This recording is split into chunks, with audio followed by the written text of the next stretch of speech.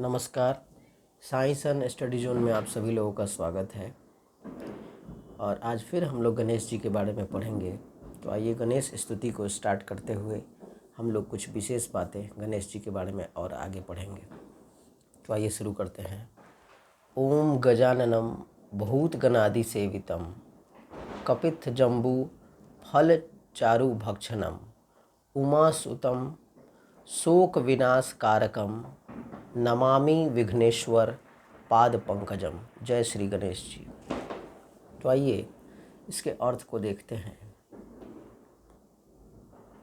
गजाननम भूत गणादि सेवितम कपित्थ जम्बू फल चारु भक्षणम उमासुतम शोक विनाश कारकम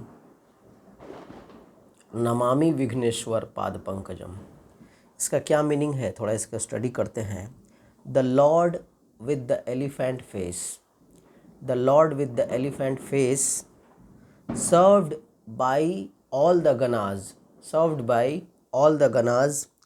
one who takes as his food the essence of Kapith and Jambu Phala. कपिथ जिसको कैथ भी कहते हैं, वुडन एप्पल के जैसा एक फ्रूट है, और जम्बू जिसको कि जामुन भी कहते हैं, ये गणेश जी के फेवरेट फ्रूट्स हैं। Son of Uma destroy the misery of the devotees. Son of Uma destroy the misery of the devotees controller of obstacles we worship your lotus feet. तो ये इसके इंग्लिश मीनिंग को हम लोगों ने देखा। गजाननम भूत गणादि सेवितम कपित्थ जम्बू फल चारु भक्षणम उमासुतम शोक विनाश कारकम नमामि विघ्नेश्वर पाद पंकजम। The lord with the elephant face, served by all the ganas, one who takes as his food the essence of कपित्थ एंड जम्बू फला, son of Uma destroy the misery of the devotees, controller of obstacles, we worship your lotus feet। तो अब हम लोग गणेश जी के बारे में कुछ अच्छी बातों को और देखते हैं। गणेश जी को लंबोदर भी कहा जाता है, जिनका पेट बड़ा होता है। इसमें एक बहुत बड़ी ज्ञान की बात छुपी हुई है कि जिस तरह पेट में भोजन रहता है, उसी तरह से इंसान को कुछ बातों को अपने पेट में ही रखना चाहिए। बहुत सारी बातों को हम लोग सुनते रहते हैं।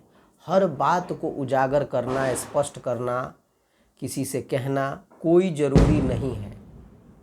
जो ज़रूरी बात है, जो अच्छी बातें हैं, वही दूसरों के सामने प्रकट करें।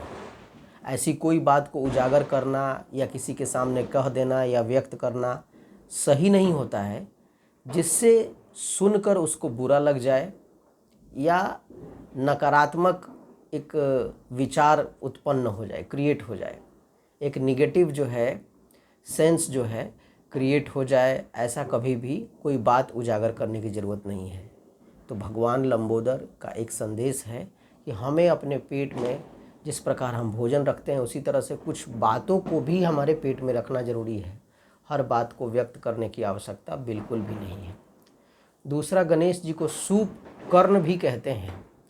तो गणेश जी के जो कान हैं दोनों, वो सूप के समान है। और सूप का एक बड़ा ही खूबसूरत क्वालिटी होता है कि सूप की सहायता से जो गृहिणी होती हैं, हाउस वाइफ्स होते हैं, जो घर की महिलाएं, बेटियां,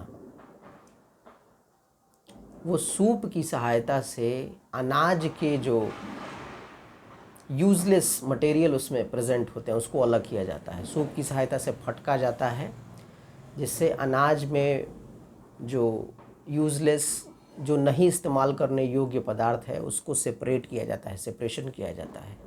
तो एक बहुत ही ख़ास संदेश देने वाला ये एक टूल है, एक सबस्टांस है सूप। तो गणेश जी के कान सूप के जैसे हैं। बहुत सारा बात हम लोग सुनते हैं लोगों के द्वारा। हमारे सामने जो लोग होते हैं, हमारे पड़ोस में, हमारे परिवार में, हमारे सोसाइटी में, बहुत सारी बातों को हमसे करते हैं। लेकिन उसमें अच्छी बातों को ही ग्रहण करने की ज़रूरत है। जो यूज़लेस है, जिसकी कोई आवश्यकता नहीं है, उसको ग्रहण करने की आवश्यकता नहीं है, और उस पर भड़कने की ज़रूरत भी नहीं है, उस पर ध्यान देने की भी ज़रूरत नहीं है। आपको सिर्फ अच्छा चीज़ ऑब्ज़र्व करना है। तो ये भी गणेश जी से एक अच्छी शिक्षा मिलती है। और सबसे इम्पॉर्टेंट लेसन जो है गणेश जी का, जिनको प्रथमेश्वर कहते हैं, हर जगह गणेश जी का ही पहले नाम लिया जाता है, बाकी कोई काम किया जाता है उसके बाद। तो गणेश जी एक सबसे खूबसूरत संदेश विद्यार्थियों को इस बात की देते हैं कि माता पिता की सेवा, माता पिता की पूजा, माता पिता की आज्ञा का पालन ईश्वर को खुश करना और ईश्वर की भक्ति करना, ईश्वर की पूजा करने के समान है। एक बार की बात है कि देवताओं में एक रेस लगा, और रेस का जो थीम था, जो इम्पोर्टेंट बात थी, वो ये था कि सबसे पहले जो है संसार भ्रमण करके जो पहुंचेगा वही विजयी होगा, वही जीतेगा।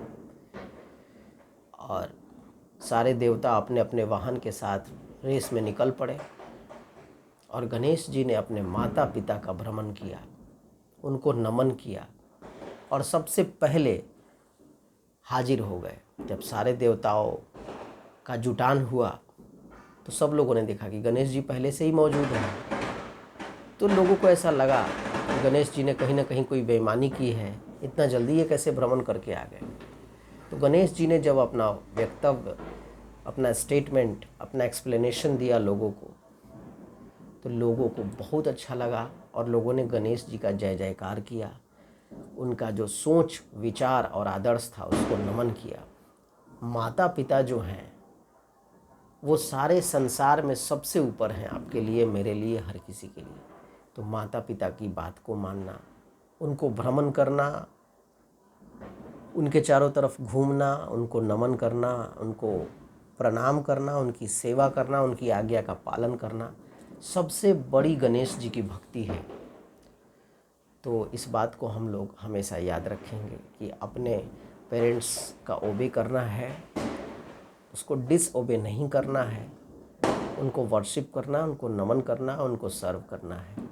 तो माता पिता की सेवा करना ही गणेश जी की सबसे बड़ी भक्ति होगी। जय श्री गणेश जी। Thank you.